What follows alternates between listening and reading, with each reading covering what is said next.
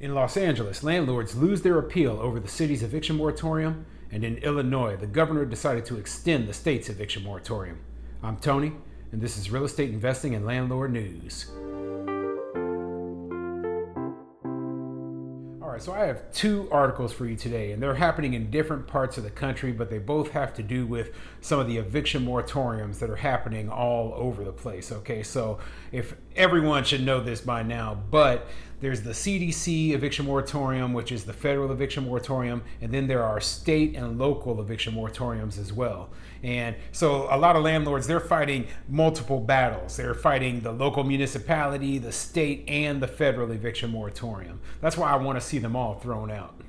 But before I get into those articles, go ahead, hit that like and subscribe button. Maybe leave a comment down below and let me know what you think of, all of these different state and local municipalities putting eviction moratoriums in place on top of the CDC moratorium. I'm going to, of course, work to keep bringing you articles about the eviction moratoriums and other news that's of interest to landlords. So, the first article, it comes from news.bloomberglaw.com, and it says, LA County landlords lose appeal over the city eviction moratorium.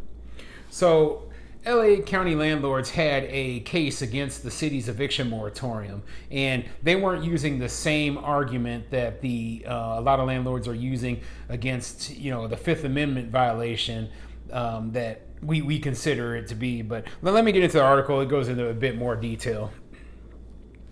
A Los Angeles landlord group lost its bid to stop the city from enforcing key provisions of the eviction moratorium it imposed in response to the COVID-19 pandemic, according to a Ninth Circuit ruling on Wednesday. The Apartment Association of Los Angeles County didn't show a sufficient likelihood of success on the merits, the U.S. Court of Appeals for the Ninth Circuit said, affirming a lower court decision denying the landlord's request for a preliminary injunction.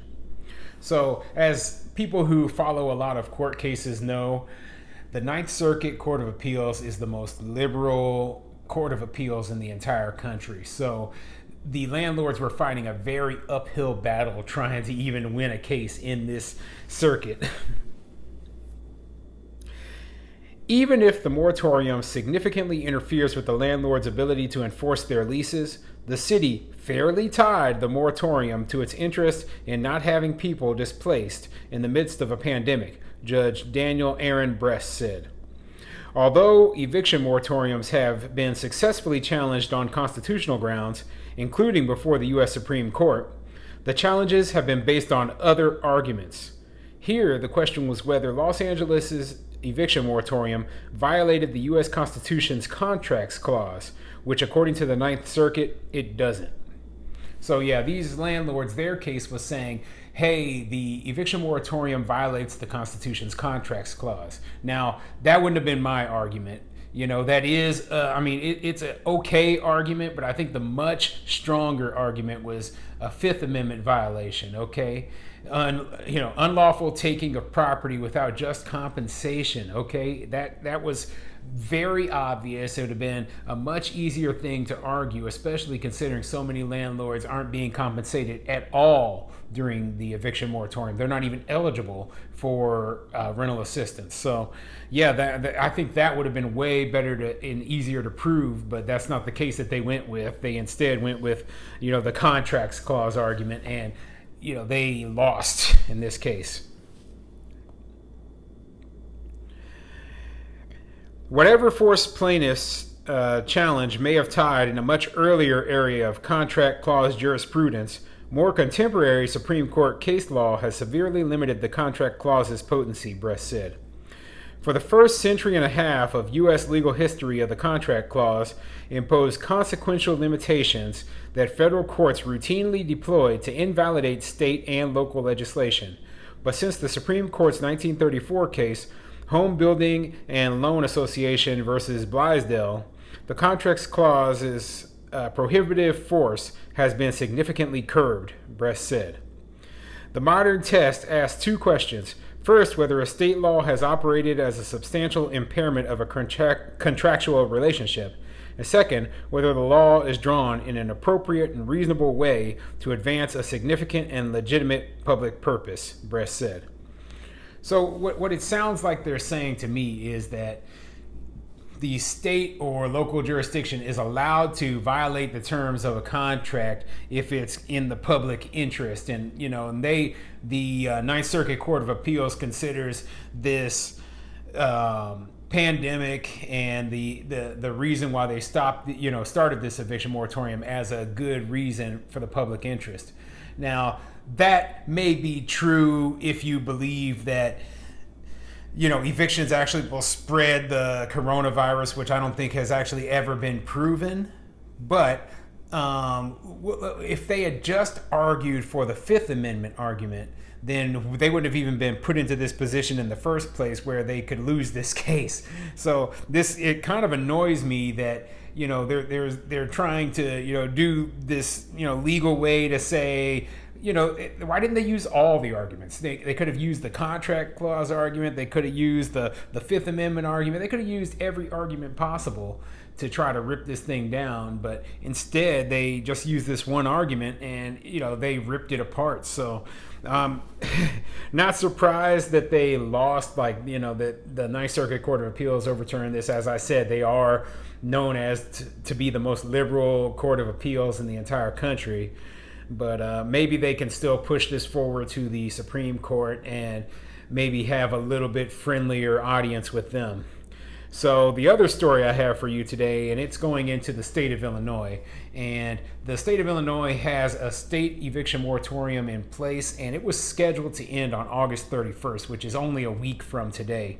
So the governor there came out, and of course, not surprising, but the governor extended it. And, it's pretty obvious that these governors, these local politicians, heck, even the federal politicians, they're going to continue to extend these eviction moratoriums over and over again because the circumstances behind it, these people who are going to get evicted, they're not going to suddenly be able to stay, okay? They're still going to get evicted no matter when this eviction moratorium ends. So they're pushing off the inevitable. But let's see what the article says about the whole situation. And this one is coming to us from ABC7Chicago.com, and it says, Illinois eviction moratorium extended by Governor Pritzker. Governor J.B. Pritzker extended the eviction moratorium in Illinois again Wednesday through mid-September, which will affect thousands of tenants who may be behind on rent. Pritzker extended the moratorium through September 18th, according to the state's coronavirus website. The eviction ban was set to expire August 31st after previously being extended, but there are resources available if you're behind on your rent. So yeah, they only extended it until September the 18th, okay? So that just 18 days longer. I'm sure that they are going to extend it again when September the 18th comes along, at least to match the length of the CDC's eviction moratorium, which is scheduled to be expiring by October the 3rd, unless, of course, as I hope, the Supreme Court cuts it down.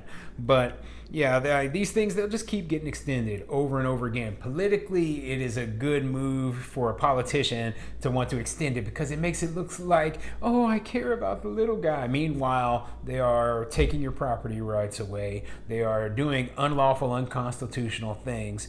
They are making these tenants just be drowning in debt. They're killing landlords by pushing them into foreclosure, forcing them to sell their properties, etc. And they just don't realize the impact of extending these moratoriums further and further. With the Delta variant rising, we're going to possibly be putting a lot of people out on the street, putting people into shelters, and now that which is not what we want to see, said John Bartlett from the T Metropolitan Tenants Organization. It's also right before school that many of these families that are going to be facing eviction are going to have children. Tenants' rights groups say thousands of families could be at risk of eviction. The governor's office previously said it would be phasing out the moratorium. No, they're not going to phase this thing out, and they're like, oh, well, now it's right before school time. And then if they extend it longer, oh, now it's right before Christmas. We don't want to evict anyone before Christmas. And then even after Christmas, no, now it's the middle of winter. We can't evict anyone in the middle of winter.